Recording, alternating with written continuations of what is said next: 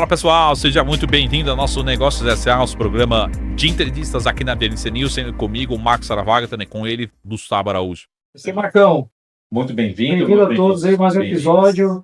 E estamos aí hoje com uma convidada especial aqui na televisão VNC News, que é o Alfredo Soares, cofundador da G4. Hoje está imperdível o nosso programa. É isso aí. Alfredo, muito gentil, muito obrigado pela presença. Você, né, e principalmente todos vocês, a gente sabe que é um trabalho, assim, fantástico, todo mundo reconhece, todo mundo elogia, né, e todo mundo se inspira em vocês de alguma forma, né, seja pelas redes sociais, seja como cliente de alguma forma, e na minha visão, assim, vocês estão construindo uma nova geração de empresários, né, assim, alguns já têm feito agora o curto prazo, outros a gente vai ter filhos, netos, enfim, gerações, certamente vão se preparar melhor, construir mais. Mas, Alfredão, muito gentil, eu queria primeiro conhecer um pouco mais sobre você. Como você chegou, você saiu da escola falando, né, vou montar a maior empresa do Brasil. Como é que esse sonho foi sendo construído até aqui? Bom, primeiro um prazer estar aqui, uma honra poder estar aqui representando milhões de outros empreendedores brasileiros, falando um pouquinho desse Brasil empreendedor, que a gente no G4, com muito trabalho, com muita coragem, temos tentado tornar o Brasil um país do gestor, não só do empreendedor, não só da necessidade, da oportunidade ou da raça, mas também da estratégia, da intencionalidade e da técnica. Na verdade, eu comecei a minha carreira muito jovem, no Rio de Janeiro, era filho de classe média, meu pai era um intraempreendedor, era um cara que não tinha coragem o bastante para empreender, para ser empresário, mas tinha coragem ali, tinha o conhecimento e a vontade para empreender dentro da empresa que ele trabalhava. Então eu vi meu pai passar por 2 empresas, sempre na área de operações, sempre com muita energia, com muita vontade ali, e isso acabou me inspirando também a ser um cara de criatividade, de operação. E quando eu comecei a vida ali, eu tenho 38 anos hoje, tá? A minha geração era a geração do concurso público. A minha geração era a geração do trainee de multinacional. Então, o primeiro sucesso da vida de um jovem, quando eu estava na faculdade, era ou ele entrar num concurso e passar, ou ele entrar num programa de trainee de uma Ambev ou de uma multinacional. Isso era o milestone de sucesso da minha adolescência. E eu não me via nem um nem outro. Eu não conseguia entender, aceitar que o caminho do sucesso era ser um concursado público ou era entrar num programa de treino numa empresa para construir carreira. Eu sempre fui um pouco rebelde, como meu amigo Rony Meisler representa muito bem essa expressão no Brasil. Eu sempre fui meio rebelde com isso, sempre fui meio tipo assim, pô, mas não é só isso, não é só desse jeito. E eu acho que naquela época, até então, talvez, o mundo ele era muito do processo ali, né? Então as histórias de sucesso elas costumavam ser muito parecidas. E eu acho que exatamente na geração antes ali, e na minha geração principalmente, é que nasce os Mark Zuckerberg da vida, que nasce os Elon Musk da vida, o sucesso nasce de fontes diferentes. Então tem o cara que acorda à tarde, mas vira à noite trabalhando, que também constrói um negócio que fica bilionário. Então eu acho que o mundo começa a aceitar o sucesso de caminhos diferentes. E eu acho que eu estava nesse bonde, entendi que naquele momento não era sobre currículo, era sobre habilidade, não era sobre quem indica, era sobre obsessão, e eu acabo encontrando ali, dentro da publicidade, que era o meu curso, o designer, do design eu aprendi a fazer as coisas, de fazer as coisas eu aprendi a ser freela, de ser freela eu aprendi a ser autônomo, de ser autônomo eu aprendi o que é ser empresário, e aí uma coisa levou a outra até eu encontrar uma oportunidade no mundo do e-commerce. E ali eu resolvi botar toda a minha potência, que eu tinha o meu conhecimento, que eu vendia para os outros como serviço, eu resolvi botar na minha empresa. E a X-Tech acabou sendo ali o momento de inflexão da minha vida. Foi quando eu vendi para a Vetex, me tornei sócio da Vetex, peguei exatamente a fase de growth da Vetex de uma empresa latina para uma empresa global. Participei do IPO, que eu tenho até a tatuagem aqui, no dia 21/7/2021. Era um sócio relevante da companhia. Naquele momento ali alcançamos o valor de mercado de 4 bi de dólar. Então foi muito bom financeiramente, foi muito bom profissionalmente. Eu considero que o maior acerto da minha jornada empreendedora foi conteúdo. Eu começo produzindo conteúdo em 2012, né? Então, desde 2012 ali, desde a época de Facebook, eu começo a criar comunidade, eu começo a criar conteúdo, eu começo a fazer vlog. Então, eu tô há muito tempo nesse jogo. E isso, consequentemente, me fez sair na frente ali, me fez aprender, me posicionar e enxergar que isso hoje é um patrimônio digital, né? Hoje você ter uma marca pessoal forte, você ter seguidores, você ter audiência, é um patrimônio que você constrói negócio, você consegue entrar em oportunidade, você está aqui. Então, muitas coisas hoje que acontecem hoje é fruto desse trabalho que eu planto há muito tempo, né? Quase 15 anos, mais de 15 anos. Então, na verdade, 13 anos plantando esse trabalho de conteúdo. Então, essa basicamente é a minha jornada. O G4 aparece ali em 2019. Uma oportunidade que nasce ali de 3 amigos que tinham essa vontade, que tinham a habilidade, né, eu e Thales ali na época, de inspirar as pessoas e compartilhar conhecimento através de palestras. Naquele momento a gente estava já na fase de livros, e aí a gente traz o Nardon, que é um cara muito técnico para esse jogo de conteúdo, e ali nasce o G4, e aí rapidamente a gente identifica que o G4 era muito mais do que um evento, mas poderia se tornar uma empresa, e essa plataforma hoje que eu acho que já é o significado do G4 hoje para o mercado já é muito maior do que uma empresa, do que um CNPJ, é um movimento empreendedor, é uma plataforma para o empresário, é o ambiente onde o empreendedor, o empresário é o herói, né? Não é o vilão, não é o malvado. Mas em algum momento, Fredo, você, por exemplo, você construiu sua empresa, você vendeu sua empresa, virou a maior empresa, enfim, de plataforma de e-commerce do Brasil, 4 bi de dólar de valuation e tal. Pô, chega uma hora, sei lá, se tiver 99% da população brasileira, principalmente no seu lugar, fala, pronto, me aposentei, né? Assim, por que você continua? Porque você tem a visão de continuar, né, construindo história, levando conhecimento, assim, criando empresários, né, no Brasil. Porque provavelmente, assim, muita gente ia seguir a carreira como executivo dessas empresas e pô, eu tô bem aqui, mas estou aqui, né? Eu lembro que meu pai queria que eu passasse num concurso que ele tentava me convencer falando que a aposentadoria daquilo ali ia ser 10 mil reais por mês pro resto da vida. E eu botei, quando eu comecei a empreender, que toda a minha família foi contra. Eu falei, cara, o dia que eu ganhar 1 milhão é a mesma coisa do que eu passar no emprego público. Então eu tinha muito essa meta na minha vida, né, do 1 milhão de reais. Eu nem entendia que o tempo deteriora o dinheiro, né?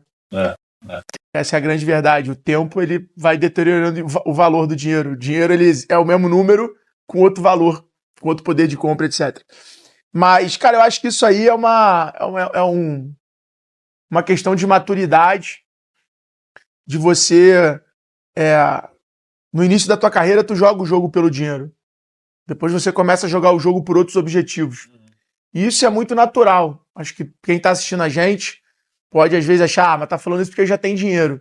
Mas, realmente, estou falando isso porque eu já tenho dinheiro.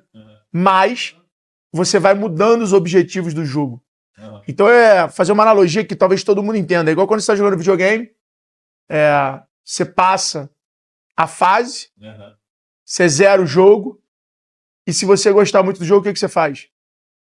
Começa tudo de novo. Você joga de novo.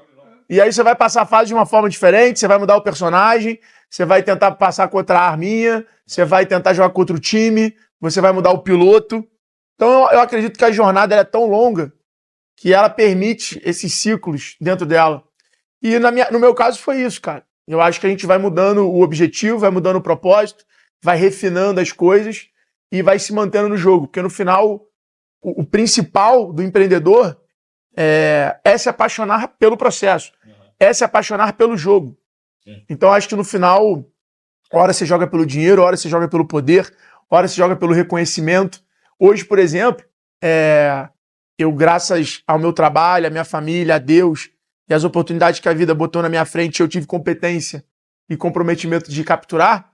Eu tive já o que eu considero um dos grandes valores do momento de sucesso de um profissional, que é o reconhecimento público, o reconhecimento do teu mercado, o reconhecimento da tua cidade, o reconhecimento do teu país.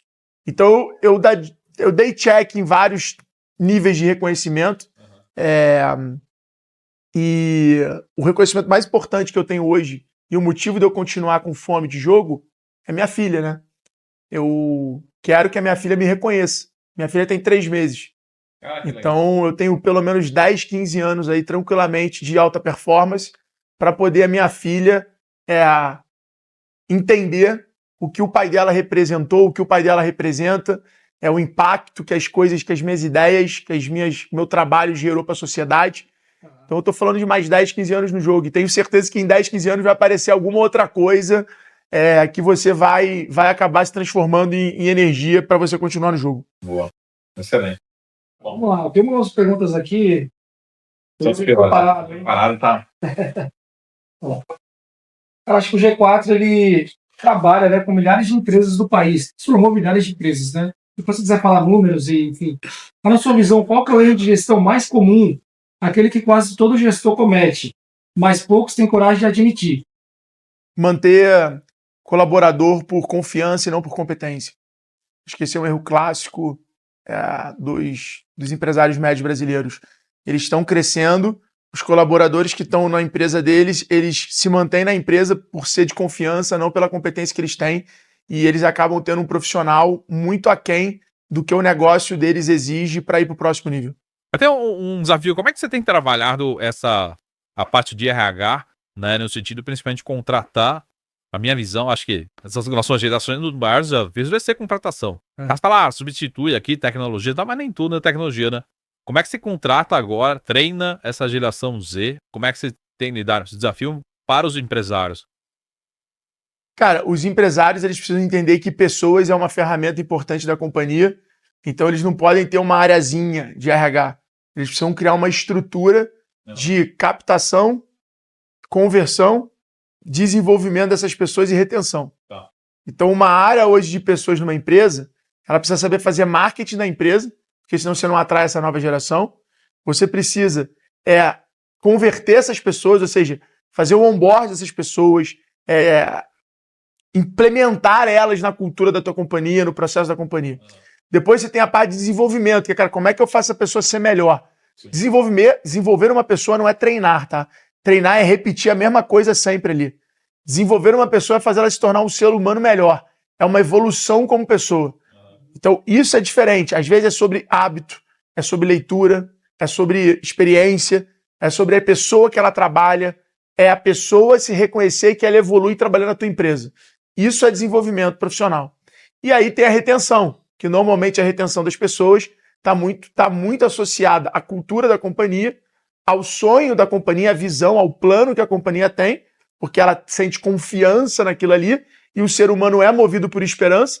Né? Se a gente pegar as maiores lideranças mundiais, Jesus Cristo, qualquer uma, era a esperança na palavra. Sim. E a confiança na palavra é o que faz as pessoas seguirem esse tipo de indivíduo, né? Tanto para o bem quanto para o mal. Se a gente pega os exemplos do mal, é exatamente a mesma coisa. Eles não tinham dinheiro e poder. A forma como eles falavam e a clareza da visão do plano dava esperança para as pessoas que aquilo ali ia acontecer, elas queriam capturar aquilo ali no futuro. E aí elas seguiam aquelas pessoas. Então, a retenção das pessoas hoje é reflexo de uma liderança, é reflexo do ambiente da tua empresa, da clareza do plano e do modelo de remuneração. Cara, acho que uma outra dor que eu vejo principalmente que o Brasil ele tem oportunidades, como um país emergente, olhando o mundo, né? Tem problemas políticos e insegurança jurídica, mas o povo brasileiro é muito guerreiro, trabalhador e empreendedor, né? Nato. Mas continua com uma taxa altíssima de mortalidade de empresas. Então, no fim das contas, o maior problema na sua visão, né? Esse maior problema é o ambiente de negócios num país emergente como o Brasil ou é o próprio empresário? Essa taxa de mortalidade de empresa, ela já é um número que pode ser usado de várias formas diferentes, né? Porque a gente tem hoje o Brasil, quando você vê esse dado aí, provavelmente o dado que você está trazendo tem MEI. Quando MEI, você tem uma série de PJs englobando aí. Então, no final do dia, a mortalidade, muitas vezes, dessa empresa é o cara que foi PJ numa empresa e depois foi contratado CLT e fechou o PJ, ou é o cara que abriu uma empresa e depois teve que fechar porque abriu outra empresa, que é isso. Então, acho que é um número, de certa forma, totalmente interpretativo. Dá para você interpretar de várias formas diferentes. O que eu acredito é que empreender é mais sobre mortalidade do que sobre longevidade. Essa é a grande verdade, porque empreender é sobre risco. Então, onde tem risco, vai ter falha. Essa é a grande verdade. Então, não me assusta muito essa questão da mortalidade. Óbvio que, como você falou, né, a gente tem algumas questões políticas e econômicas do país que tornam o ambiente empreendedor muito mais complexo, não diria mais difícil, porque empreender nos Estados Unidos você está empreendendo com os melhores do mundo, empreender na Argentina você está empreendendo no mercado endereçado pequeno. Então, não é sobre difícil, é sobre complexidade. Empreender no Brasil é complexo, não é simples. Você não pode, vou focar no meu cliente, vou focar no meu canal de distribuição, na minha operação. Meu irmão, tu não vai ler tributário? Tu não vai alinhar com o teu advogado do negócio? Você não vai ver o teu alvará? Então, assim, é sobre complexidade, não sobre dificuldade. Dificuldade é no mundo todo. Então, eu acho que a mortalidade das empresas, ela está muito associada à realidade sobre empreendedorismo. Agora, a gente é hoje um dos maiores países do mundo, se não já o maior em empreendedorismo, em abertura de empresa. Por quê? Porque o brasileiro, que você falou, é um povo que é raçudo, que não desiste nunca. E quais são os dois extremos do empreendedor? A oportunidade, caraca, essa oportunidade aqui, cara, eu vou empreender. E a necessidade, que a gente tem muito no nosso país. Então, o que prova, por que o Brasil empreender é top? É popular? Por que no Brasil empreender é popular? Porque tem muita oportunidade e tem muita necessidade. Então, aonde no país onde tem muita necessidade, tem muita oportunidade, o empreendedorismo vai ser a ferramenta principal de construção de valor para a sociedade. Então, eu acho que a mortalidade da empresa não é um dado que realmente me assusta, acaba se tornando um dado político, público. Como no final do dia o que me importa é o cara tá fechando uma empresa, mas tá continuando, tá com a mentalidade certa, tem as ferramentas para ele poder sair dali, tem as ferramentas para ele poder começar de novo. Então, se isso aqui existe, o cara segue, continua empreendendo, foi só um CNPJ que morreu, mas o empreendedor continua vivo. Ou seja, o Brasil, para empreender no Brasil, você realmente tem que ser bom, né? E isso mostra que o povo brasileiro se destaca, né? O Brasil é tão bom, o Brasil é tão próspero. O André Esteves tem uma expressão muito boa que o Brasil parece uma barata, né? Ele não voa, não anda bem, mas no final ele consegue sobreviver até uma bomba nuclear. O Brasil é tão bom, que o empreendedor médio ganha dinheiro e sobrevive no Brasil melhor do que um CLT. Você não precisa ser o cara mais competente do mundo para se tornar um empreendedor relevante no Brasil. Você tem quantos garçons que existem no Brasil que viraram donos de redes de restaurante? Quantos pedreiros que tem no Brasil que abriram construtora e hoje são donos de construtoras? Eu, meu amigo, era o cara do tirar 6, 7 no colégio da turma do fundão, tenho um inglês mediano, agora estou até resolvendo com o Fluency Pass, que é parceira nossa, mas tenho um inglês mais ou menos e toquei o sino da Bolsa de Nova York com a Vetex, com os sócios certos. Por causa do empreendedorismo. Legal. Eu estudei numa faculdade particular, por causa de bolsa do polo aquático. A faculdade que eu estudei, que eu fui formado, fechou. E olha onde eu cheguei. Em algum lugar relevante. Eu não posso ser hipócrita de falar, não, eu cheguei no lugar que a maioria chega, todo mundo tem oportunidade. Não. Então, assim, esse é o Brasil de verdade. É o Brasil empreendedor. O Brasil é a casa do empreendedor brasileiro. O Brasil é a casa do empreendedor. Aproveitando, vamos até colocar umas imagens aí do G4 Valley que aconteceu esse final de semana passado agora, né? E que vocês reuniram quantos empresários ali? 12 mil pessoas. 12 mil pessoas, né? São 12 mil empresas, né? 12 mil empresas que vão ali. A gente são pouquíssimas. Tem algumas empresas que compram mais ingressos, mas na grande maioria, assim, 95%, é empresas diferentes. Podemos dizer que já é o maior evento de empreendedorismo da América Latina? O G4 Valley é a maior sala de aula de gestão do Brasil. Não é um evento, não é uma feira, é uma sala de aula onde as pessoas passam 3 dias sentadas com um caderno, anotando coisas direcionais, acionáveis, para eles mudarem a forma de liderar, de gestão, de marketing, vendas, para que eles possam assumir o controle de crescimento dos seus negócios. Como que surge a ideia do G4? Assim, vocês se inspiraram em algum lugar? Vocês viram uma lacuna e falaram, pô, tá sobrando um vácuo aqui? Cara, a história é que eu já usava educação para vender e-commerce. Uhum. Eu conheci um amigo meu do Rio, Bruno Oliveira, que estava fazendo mentoria com donos de e-commerce e ganhando dinheiro com isso. E na época eu era dono de startup não ganha dinheiro, trabalha para poder pagar as contas e pagar o crescimento, então você está sempre com o dinheiro colocado em crescimento. E eu falei, pô, vi uma oportunidade de ganhar dinheiro aqui. Eu já estava palestra e eu tentei convencer o Nardon que não podia por causa de no compete da Canui. E aí eu conversava muito com o Thales, porque o Thales tinha uma casa aqui do São Paulo, que a maioria dos empresários, dos empreendedores de startups de tech que não moravam em São Paulo, quando vinha para São Paulo, ficava na casa dele. Então ele tinha como se fosse uma startup house aqui. E eu ficava lá, e eu trocava muita ideia com ele sobre isso. Falava, cara, olha esse mercado, tô começando a ver uma galera ganhar dinheiro com isso, tal, papá. E ele falava, não, pô, isso aí é besteira, tal. E aí eu fazendo a cabeça dele, porque ele era o cara mais relevante do mercado até então. Era ele, o Romero Rodrigues e o Gustavo Caetano. Eram os 3 caras que eram embaixador do empreendedorismo no Brasil. E eu tava tentando seguir o caminho dos 3 ali, já tava dando palestra, já era reconhecido, já dava entrevista, mas eles estavam ali no topo dessa pirâmide, né, dessa cadeia. E aí foi isso, e aí eu fui fazendo a cabeça. Nisso, o Instagram começa no Stories a ter engajamento. Uhum. Tu mandava direct, tu fazia enquete, e a gente saía do palco e a galera, pô, e aí? Como é que eu aprendo mais contigo? Como é que eu aprendo? Então começou a ter uma demanda das pessoas assistir a nossa palestra. Tá, mas e aí? Como é que eu aprendo mais com você? Como é que eu aprendo mais com você?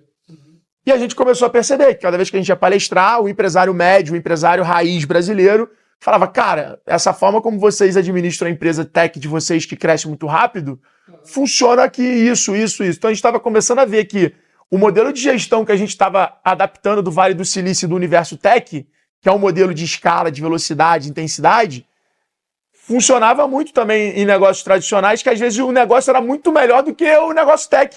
Porque o negócio tech às vezes não sabe nem como vai monetizar, né? Primeiro você faz o negócio para depois monetizar. Você só fica grande de capilaridade, de usuário, de alcance, etc.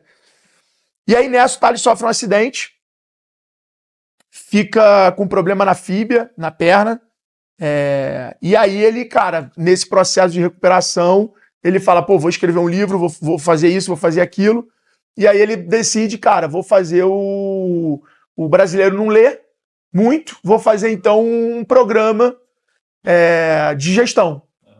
E aí ele, pô, quem é meu amigo vendedor que eu confio, que entende de vendas, o Alfredo.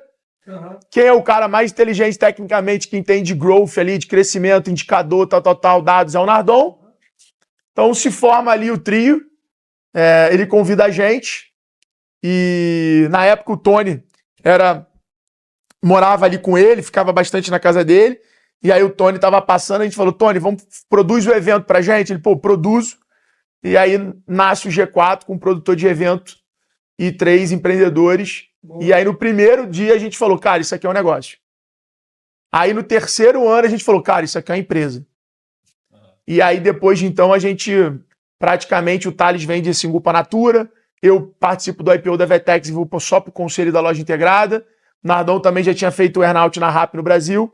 E aí a gente resolve pular para dentro e fazer essa empresa virar um grupo e hoje uma plataforma com, pô, diversas investidas, diversos produtos. Esse ano vamos fazer mais de 500 milhões de reais. Bom, a gente vai saber daqui a pouco, no próximo intervalo, um pouquinho mais sobre os próximos passos da G4, né? Precisamos conhecer mais. Muito, a gente fica até emocionado, contagiado aqui de tanta energia, né? De tanta história bacana. Não só a história de vocês, lógico, espetacular, mas também como vocês têm a vontade, né? A energia de passar também essa informação para os empresários, né? Assim, a gente pode marcar com o Alfredo aqui toda semana para dar ganhar um fôlego de energia aqui, né? Uma dose de energia aqui. Muito bom. É isso aí. Um minutinho a gente está de volta ao nosso negócio SA especial com o time aqui da G4. Até mais. Tchau.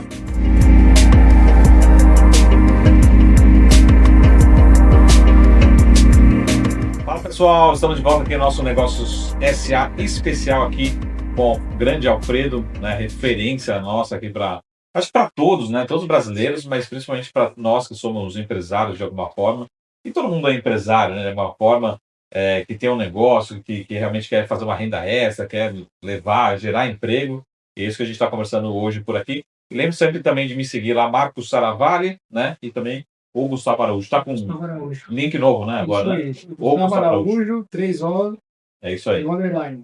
Ô, Alfredo, uma pergunta aqui, cara. Vocês são em 3 sócios, né, principais da G4. Eu acho que provavelmente você recebe muito essa pergunta. Como lidar com o relacionamento entre...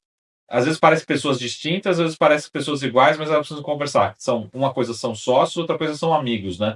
E como você lidar isso? Porque às vezes fala assim, não, deixa aí, nós somos amigos, tá? Outra coisa são sócios mesmo, que têm objetivos em comum, mas cada um tem um comportamento, cada um quer para um lado, às vezes decisões, às vezes tem briga, enfim, né? Como é que você lida ou passa dentro do seu dia a dia, ou passa para os empresários, essa questão de amizade versus sócios dentro de uma... Eu acho que a sociedade, no final do dia, existe um conjunto de princípios e valores onde os sócios precisam compartilhar dos mesmos. Então, nisso aqui é obrigatório exigir um alinhamento muito minucioso. Depois, eu acho que tem as características, e nas características eu acho que o mais importante é você respeitar as características de cada um. Então, o Thales é um cara super agressivo, super disciplinado, que tem o tipo de rotina dele, que tem o jeito dele, tem as coisas dele. Eu preciso respeitar aquilo ali. Eu tenho um outro jeito, mais brincalhão, mais engraçado, mais de um outro tipo de rotina. Ele precisa respeitar o meu jeito. Se não houver respeito do estilo de trabalho e da forma de operar e de acreditar nas coisas de cada um, a sociedade também acaba sofrendo um problema. Eu acho que tem a questão do alinhamento financeiro, e aí são regras, isso é regido por um contrato de acordo de acionista, e aí eu acho que é a clareza, né? A clareza, eu não diria clareza, talvez, a palavra que eu diria é maturidade societária, que é, cara, qual é o meu papel na sociedade, como é que eu tenho que gerar valor para a sociedade, e quais são os acordos e combinados que a gente tem.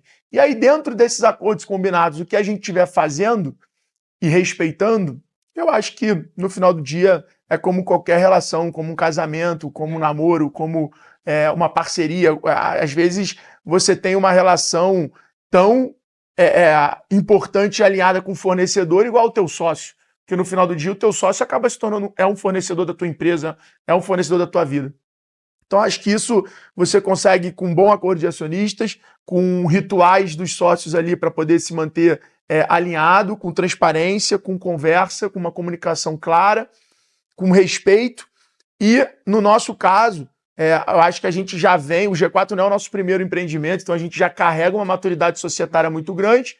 E no final do dia, a gente acabou colocando um botão de pânico ali, que é uma terapeuta. Então a gente tem uma terapeuta que faz algumas sessões com a gente ao longo do ano, e que se a gente tem alguma discussão, que foi muito raro, acho que isso aconteceu 2 ou 3 vezes na história do G4. Uma foi a saída do sócio e talvez teve alguma outra ali, por questões, às vezes, de orçamento, de, cara, coisas realmente pequenas, que a gente traz um terceiro para intermediar ali a conversa, um terceiro que os 3 respeitem e que tem contexto do estilo, da forma que os 3 operam. Então, essa equação para a gente foi muito boa, e acho que no final do dia a gente entende muito bem o nosso potencial e poder juntos, como um grupo de super-heróis, versus a vida de cada um, que cada um às vezes vai para um estilo de vida e para coisas completamente diferentes. Então, acho que o que mais importa no final do dia é a lealdade e o alinhamento societário para a coisa continuar acontecendo.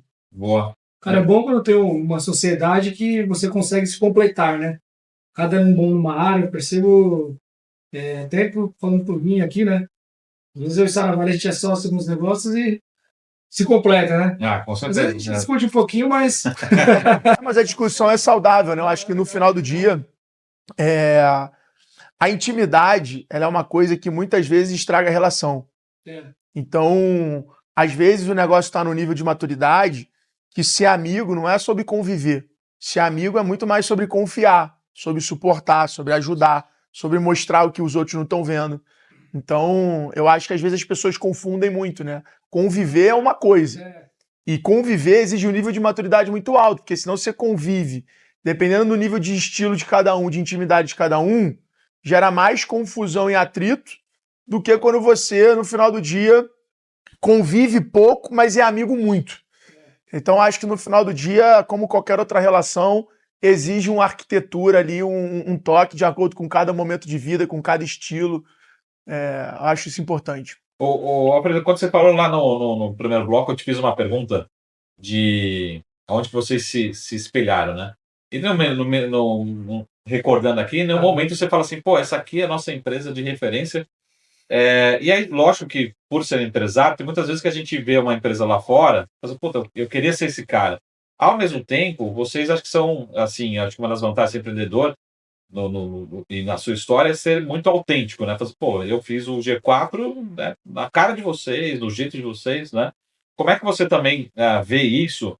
Porque às vezes a gente quer ser uma pessoa, acho que todo respeito aqui, mas tem muita gente que vai olhar para o G4 e fala assim, pô, eu queria ser G4, eu queria ser o Alfredo, né? Mas que tipo de recado você passa? Porque também precisa de identidade, de autenticidade, né? De outros fatores para criar um business, né? É lógico que eu estou fazendo uma propaganda aqui no meu Instagram. Esse vídeo ficou bem comentado, né, no final de semana, que teve uma escadaria lá, uma gravação, uma propaganda da Range Rover, né, Sim. na China, né? Na China. E a Chery tentou copiar e não conseguiu, né? E passou vergonha. Passou, pô, mas por que você precisa fazer exatamente igual, né? E a gente tem essa crítica em relação a algumas empresas chinesas, particularmente. Mas como é que você vê isso? Às vezes é uma inspiração, às vezes é um modelo, mas ao mesmo tempo, como criar essa identidade de empresário e fazer algo único, diferente, né? Eu particularmente, só para terminar a pergunta longa aqui, eu particularmente trabalhei na XP por muito tempo, fui funcionário da XP, e eu me orgulho muito, assim, porque a XP pode ter se inspirado, mas criou algo único, né? Algo que realmente hoje incomoda muita gente, porque foi vanguardista e soube explorar aquele espaço dentro do mercado financeiro, né? Cara, eu particularmente eu não vejo problema nenhum de uma empresa copiar o modelo da outra, se inspirar no modelo da outra. Eu acho que isso faz parte do jogo. Uhum. Essa é a grande verdade.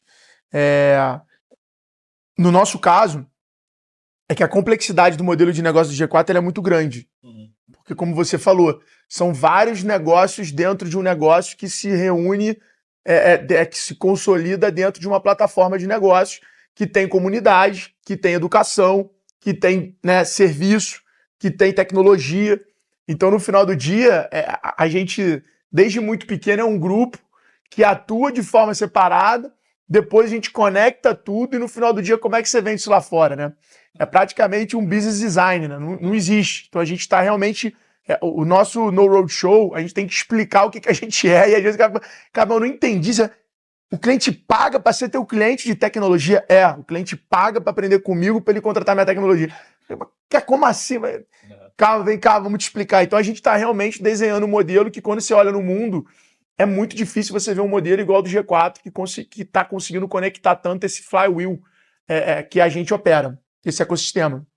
Então esse é um ponto muito relevante, mas em cada uma dessas alavancas dentro do G4, da educação, da comunidade, a gente sim tem negócio no qual a gente se inspira e que a gente consegue aprender, ver o que funciona, o que não funciona e trazer para a gente com a nossa identidade.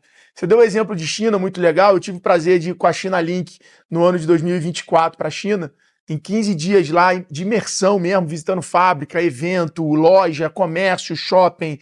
Cara, foi muito legal essa imersão com a China Link lá, com o Lincoln.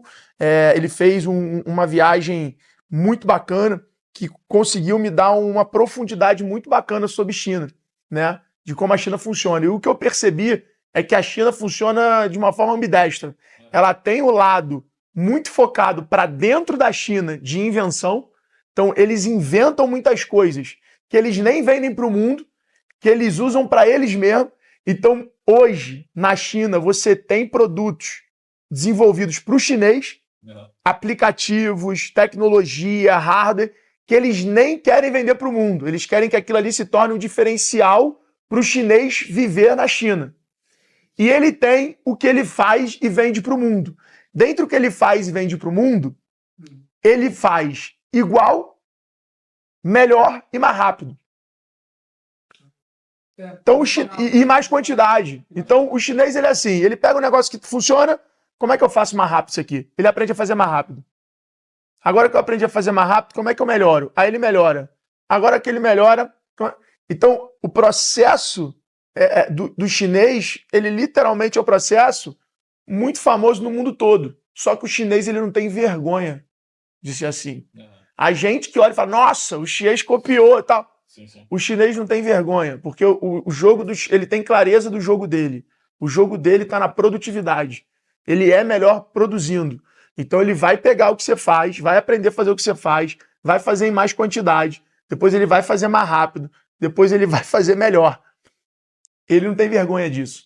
E eu acho que essa é a grande lição que a gente tem que aprender com a China, que é não ter vergonha do nosso lugar de potência. Não ter vergonha que a gente pode pegar uma coisa que o cara fez e fazer um pouquinho melhor com a nossa identidade. Então, eu acho que isso, na minha opinião, do jogo do empreendedorismo, tem que ser menos romântico. Copiou o fulano. Cara, tá tudo bem. Boa. Não, falando um pouquinho sobre a G4, você falou que hoje a G4 tem várias frentes de negócios, né? Se a gente puder colocar, enquanto você fala, algumas imagens aí de o que a G4 hoje tem, né? Além de tudo que você falou, do que vocês têm pela frente, que vocês planejam fazer para esse ano de 2026. Bom, muito legal a pergunta. Obrigado por poder estar contando um pouquinho o nosso plano publicamente aqui para quem está assistindo a gente. 26 não. Vai fechar ainda. Estamos fechando o orçamento, estamos fechando o planejamento. Tem a gente na G4, no nosso orçamento, o orçamento, o plano do ano é construído com o seguinte, né? A gente olha para o nosso histórico, entende a nossa capacidade, o nosso potencial, e aí tem a pitada de ambição, né? E o Thales é um cara ambicioso, então assim, a gente deixa com ele essa pitada de ambição que já joga o orçamento lá para cima. E faça bem você... Mas eu acredito que deve ser alguma coisa na casa dos 650, 700 milhões de reais para a gente crescer em 2026. Acho que a gente está trabalhando nessa... A gente sai de 317 para 500, então esse ano claramente a gente aprendeu a incrementar quase 180 milhões de receita na companhia.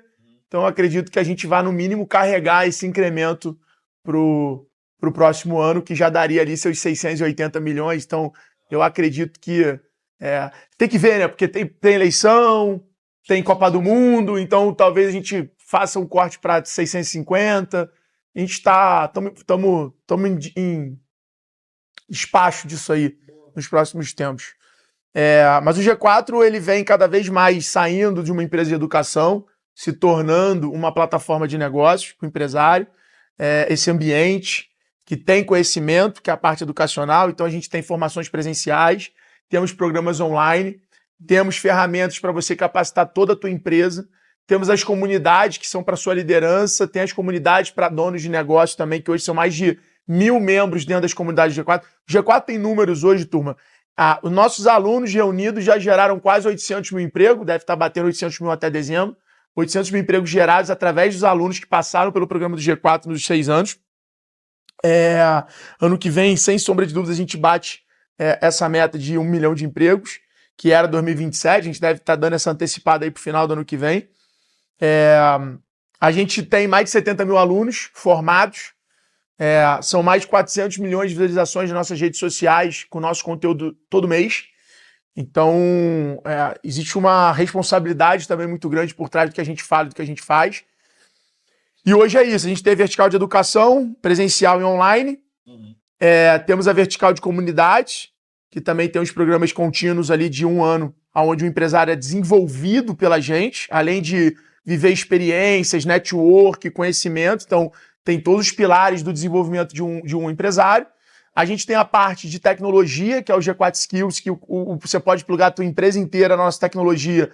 Você vai saber o que seu time está precisando estudar, o que ele está estudando, o que ele está lendo de livro, o que ele está fazendo. Então, é muito interessante essa tecnologia que a gente desenvolveu.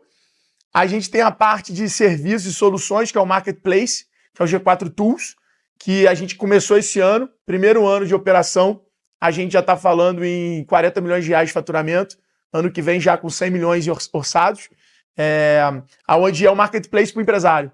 Então o empresário precisa fazer uma compra para a empresa dele, precisa contratar um software, uma solução, ele tem toda a negociação do G4 especial e ele tem toda a curadoria do G4 ensinando para ele sobre aquela solução. Então é um marketplace aí que eu tenho certeza que vai se tornar no ano que vem muito relevante. A gente tem a área de novos negócios, que é o G4 Capital, que é uma área que fica comigo, onde tem vários tipos de negociação, desde imobiliário, startups, mercado financeiro. Esses são os negócios que a gente investe. E a gente tem dentro da parte de educação, a gente também tem um produto muito legal que é o G4 Sprint, que é um produto já de workshop, onde já sai do teórico e já entra mais na mão na massa. Então tá dentro da caixinha de educação, mas também é um produto que esse ano vai fazer 50 milhões de reais. Primeiro ano do produto, também é um produto que super se consagrou aí, ajudando o empresário a tirar o conhecimento e colocar em prática no negócio dele. Então a gente vem preenchendo ali a parte de visão, estratégia, tático e operacional do empresário, criando soluções, educação, para que ele se desenvolva com o suporte do G4. Cara, o empresário se interessou, quer fazer parte, onde que ele tem que entrar, por onde que ele acessa para dar esses primeiros passos? Ó, ele pode entrar no G4 Educação no Instagram, né? São mais de 15 perfis da companhia lá, os produtos também têm alguns perfis exclusivos, mas o @G4 Educação é o nosso principal canal, são mais de 2 milhões de seguidores. Tem os nossos perfis diretos, então se ele quiser ir lá no meu perfil falar comigo, @Alfredo Soares, também eu consigo direcionar ele pro time. Mas a jornada, @Alfredo Soares e @G4 Educação. Mas a jornada ele vai procurar a gente, ele vai cair num especialista de negócio, que vai fazer um assessment do momento de negócio do cara, do mercado do cara, do negócio dele como líder, para poder estar direcionando ele pro produto. Então, no G4 não é muito eu quero fazer esse programa. Ele precisa realmente ter ali os pré-requisitos para que o programa faça diferença para o momento que a empresa dele está. E outra coisa, assim, que tipo de empresário que é o maior consumidor, assim? É aquele cara que é individual, aquele cara que quer crescer, aquele cara que já quer fazer um momento de liquidez, enfim, qual que é o... Tem todos os tipos, tá?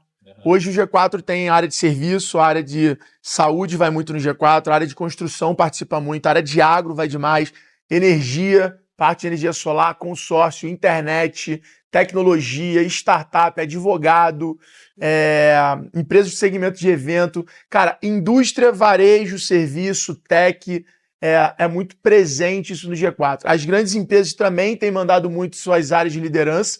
A gente tem sido um grande intercâmbio intelectual para os executivos. Então a gente está cada vez mais com esse público ali. Diria que hoje em dia a turma de 60 pessoas, a gente tem em torno de 6 executivos de grandes empresas ali, oxigenando e buscando esse intercâmbio intelectual com uma forma diferente de fazer gestão.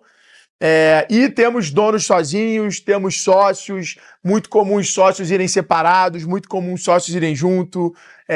Agora, é muito impressionante o pertencimento que o dono solo, né, o founder solo, ele tem com o G4, porque o solo founder é o cara sozinho, que muitas vezes ele cresce, a família não acompanha, os amigos, os primos, o ambiente que ele vive acaba não tendo a mesma fome e ambição que ele. Então, quando ele vê um ambiente que aquela fome, aquela ambição, aquela vontade de trabalhar muito, aquele estilo de vida workaholic é reconhecido, tipo assim, mano, calma, eu também vivo assim, tá.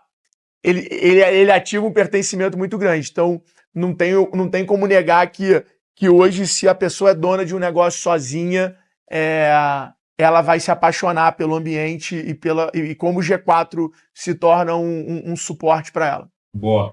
Só para terminar aqui, minha última pergunta, depois passo para o Gustavo. Aquela pergunta de RH, onde é que você vê G4, ou principalmente Alfredo, daqui a 10 anos? Né? Qual que é o sonho grande aqui?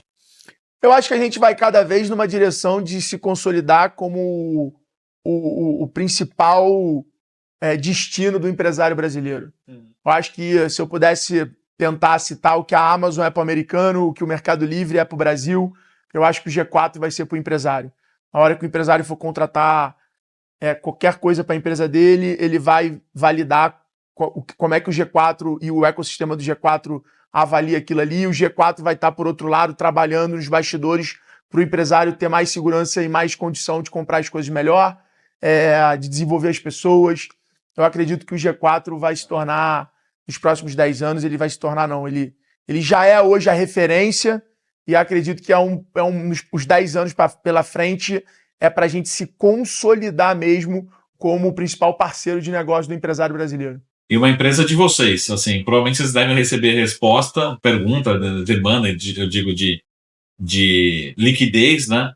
Como é que você vê isso em algum momento? Você passando isso para um fundo, passando, enfim, para uma outra gestão? Pensando no IPO, você que já fez um?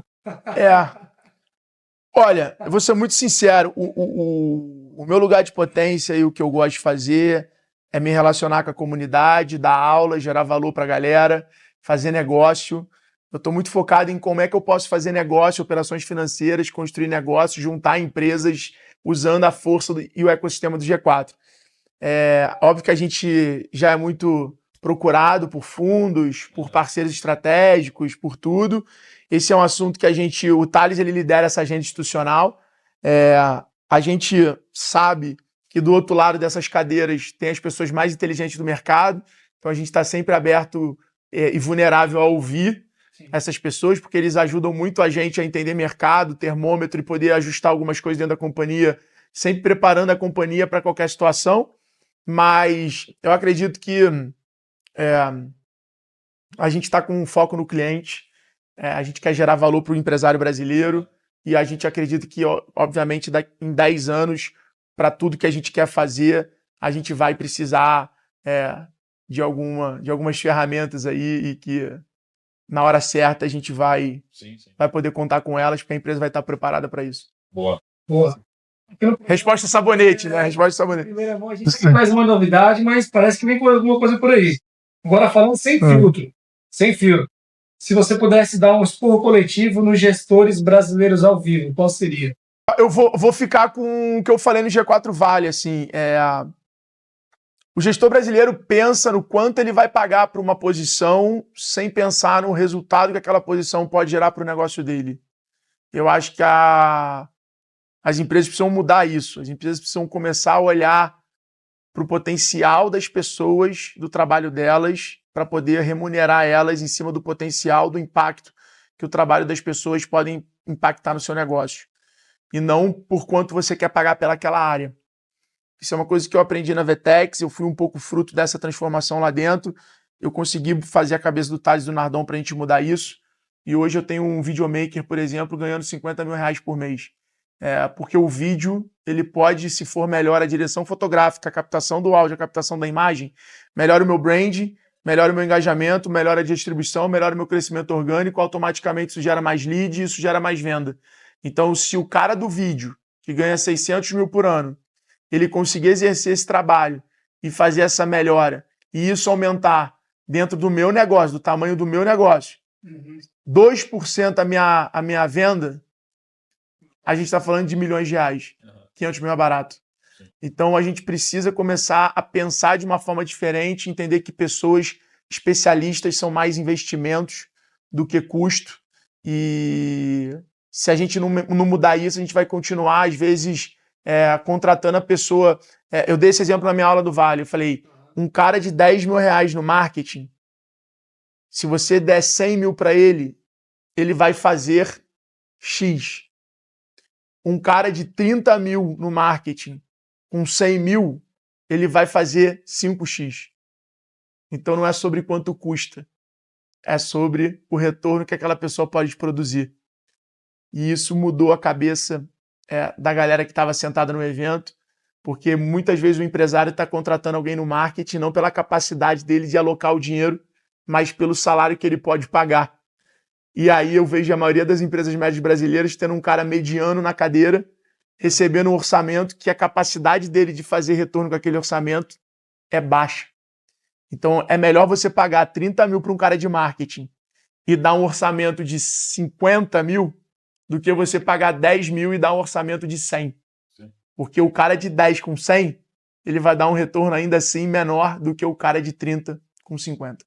Boa. Para concluir, então, Alfredo, um erro e um acerto.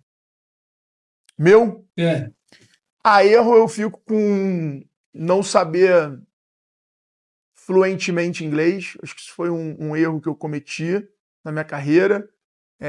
Sei me virar, mas perdi muitas oportunidades. E óbvio que hoje o meu custo de oportunidade é muito alto por conta de ter me tornado relevante em Brasil. Então tu acaba se arrumando desculpas, se apoiando numa bengala nesse tema, mas a Fluency Pass tá me ajudando nisso agora. E, por outro lado, um acerto, eu acho que eu ter conseguido ser muito bem sucedido fazendo o que eu sou bom. Eu acho que esse é um acerto, assim. eu não fui me adaptando, eu não fui tendo que mudar, eu fui entendendo, cara, eu não sou o cara para ser CEO, então eu preciso arrumar um sócio que é bom em ser CEO. Então eu consegui realizar praticamente todos os sonhos da minha vida, tanto de reconhecimento quanto financeiros, trabalhando a minha jornada praticamente toda no que eu sou bom. E isso é muito gostoso, assim, é muito legal tu poder fazer isso. Sempre convidado aí para voltar e sempre contar aí das novidades que o G4 traz e mais conhecimento aí para os empresários. Cara, um prazer é meu. Em nome dos meus sócios do G4, muito obrigado. Muito gentil. Lembre de seguir todas as redes sociais do G4, do Alfredo, Marcos Aravalho, Gustavo Araújo. E muito especial aqui esse encontro, né? Muita energia. Espero que vocês tenham recebido muita energia aí. Também a gente está sempre à disposição. E até a semana que vem aqui no Negócios S.A. Até mais. Tchau.